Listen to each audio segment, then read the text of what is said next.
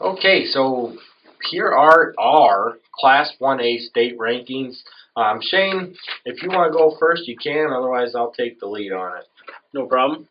Retaining their number 1 spot would be the Forest Cardinals with their big win Friday night. Follow the number 2 spot, Ottawa Marquette, a little shifting in my top 10 this week. Falling spot would be Leno Winslow down to number 3. The number 4 spot would go to another NUIC team in Dakota. 5 would be Anawan Wethersfield. Number 6, Athens. Number 7, Warrensburg. 8 would also be another NUIC team in Akwin, followed by Carrollton, and rounding out my top 10 would be Brown County. Very good. I have at number 1 is Foreston, 54-6 winners over Dupec. At number 2, I have the Lena Winslow Panthers, 34-20 winners over West Carroll. At number 3, I have Marquette, who's going to be set to play Stockton this week. They are 56-0 winners over Mooseheart. At number 4 is Anawan Wethersfield, pulling out a 14-6 win over Knoxville. At number 5, I have the Dakota Indians, 35-0 winners over Galena. Number 6 are the Akwin Bulldogs, 27-7 winners over Hiawatha. At number 7, I have Athens. They beat Pleasant Plains, 35-21. Number 8, I have Warrensburg Latham. They played Cerro Gordo to a 57-6 win. Number 9 are the Brown County Hornets, who beat West Central 47-8. And rounding out my top 10 is Hardin Calhoun, last year's semifinalist, pulling out a win over Camp Point Central in overtime 16-14. Close game. It was. So, our panel vote, which includes mine, Shane, Carrie's, and Skylar's votes for Week 1, Class 1A. Number 1, we have the Forreston Cardinals. At number 2 are the Lena Winslow Panthers. Number 3 is Marquette Crusaders. At number 4, we have the Anawan Wethersfield Titans. At number 5 are the Akwin Bulldogs. Coming in at number 6 are the Dakota Indians, and at number 7 is Warrensburg Latham. At number 8, we have the Athens Warriors, and number 9, the Brown County Hornets. And rounding out the top 10 is Argenta Oriana. Receiving votes in order are Carrollton, Decatur Lutheran, Hardin Calhoun, and Red Hill. All right, our Class 2A state rankings. I'll start with this one. At number 1, I have the Newman Comets, who beat Kewanee 47-0. At number 2, I have Maroa Forsyth, who beat New Berlin 32-15. Coming at number 3 for me, I have West Hancock, who are 42-3 winners over Putnam County in Missouri. At number 4, the Shelbyville Rams with their impressive 64-0 win over Pawnee. At number 5, Tuscola, as they beat Clifton Central 36-20.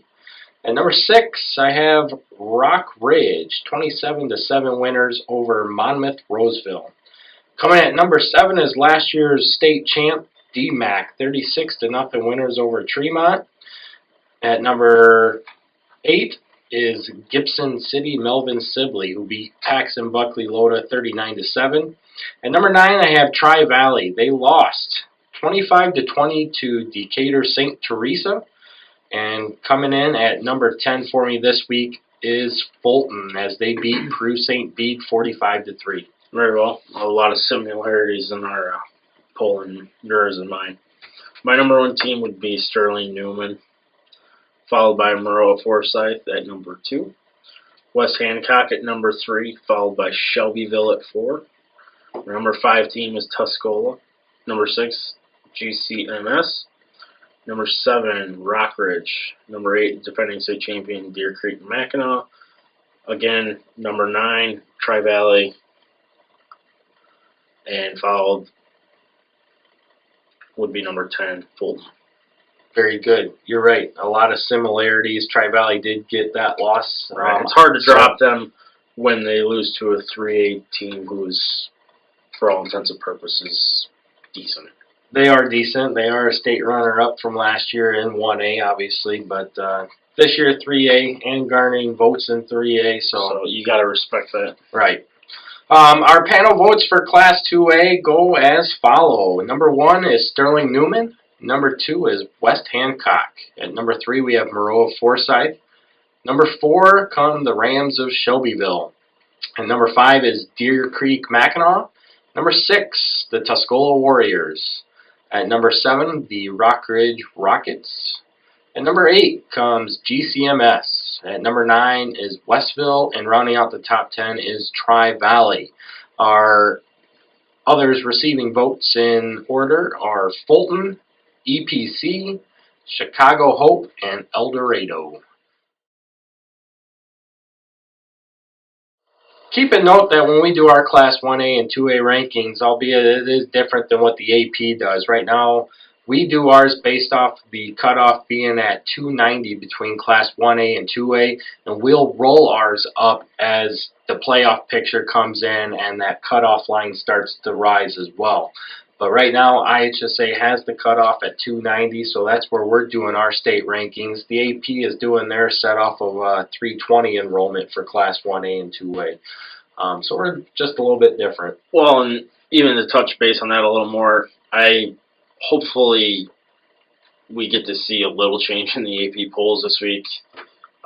There was Anawan Weathersfield. There was some huge problems with their poll. You know, you had teams that should be in 2A that were ranked in 1A, and 1A teams were ranked in 2A. I mean, it was a disaster. So hopefully the AP gets itself straightened out a little bit this Wednesday. Which they should. I mean, they usually start to become more accurate as the week goes on, and they get some more information. Unfortunately, the AP does come from the higher area broadcasting networks. Yep. So they're not very familiar with the smaller classes of 1A and 2A. They're more geared for the 4A to 8A schools. So cut them a little slack, but yeah. Just another reason to put more stock in ours. So that is our recap of our Class 1A and 2A state rankings.